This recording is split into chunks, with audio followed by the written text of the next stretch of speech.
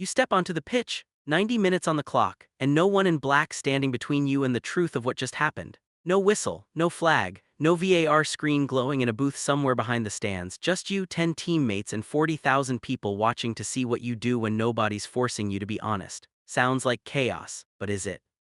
Football without referees isn't some fantasy. It's how the game was actually played for its first few decades. Think about that for a second.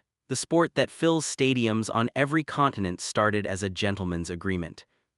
Players called their own fouls. Captains settled disputes on the spot. The whole system ran on trust, not authority. So what changed, and more importantly, what would happen if we went back? Let's actually build this world. Kickoff happens exactly like normal. Two teams, one ball, same rules on paper. The difference is enforcement. There's no one to blow a whistle when a striker goes down in the box. No one to draw a line and measure offside to the centimeter. No one to show a card when a tackle goes late and hard. Every single call becomes a negotiation between the players on the field, live, in real time, with the whole world watching. Here's where it gets interesting. Humans are not naturally honest under pressure. The behavioral economist Dan Ariely spent years running experiments on when and why people cheat, and one of his clearest findings was that almost everyone cheats a little when they think they can get away with it, but almost no one cheats a lot.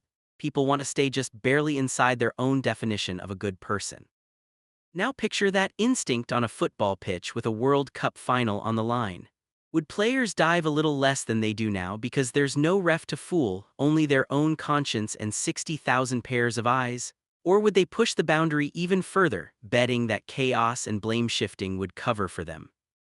We actually have a clue. Golf has run on this exact system for over a century. No referee walks the course with you. Players call penalties on themselves. Miss a 2-inch putt because you moved a pebble near your ball? You're supposed to report it, and people do. Entire tournaments have swung on players self-reporting infractions nobody else even noticed. It's one of the strangest experiments in human behavior hiding inside a sport, and it suggests something important. When a culture builds honesty into its identity from the very first lesson, most people rise to meet it. Football never built that culture. It built the opposite one, an arms race between deception and detection. That arms race has its own hidden number. The economist Thomas Doman studied refereed matches in Germany and found something players already knew instinctively, that referees under crowd pressure tend to favor the home team, especially on close calls late in a match. The crowd doesn't just watch the game. It shapes the decisions inside it, even when the person making those decisions swears they're being neutral. So take the referee away completely. Does that pressure disappear? Or does it just transfer directly onto the players, who now have to police each other in front of the exact same roaring, biased crowd?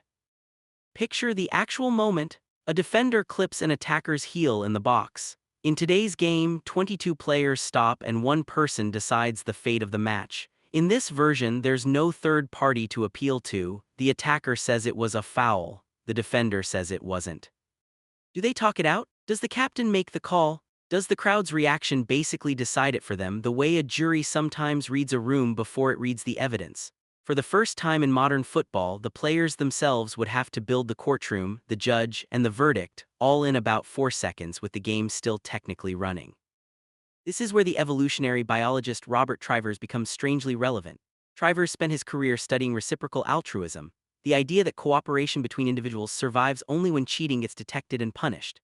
His research suggested that self-deception evolved partly as a tool, because the best liar is the one who believes their own lie. Now think about a striker in the no-referee version of football, going down under a light touch. If they've half-convinced themselves it really was a foul, they're not performing a con. They're doing exactly what evolution built them to do under social pressure. Would this version of football turn every player into a slightly more sincere actor, or would it just move the theater from the penalty area to the post-match interviews where everyone insists they were right? There's a version of this world that actually looks beautiful. Teams that build a reputation for fairness earn something a referee's whistle can never give them: real trust from opponents and fans. Rivalries could shift from resentment toward something closer to mutual respect, forged match after match through shared honesty instead of shared grievance against the officials.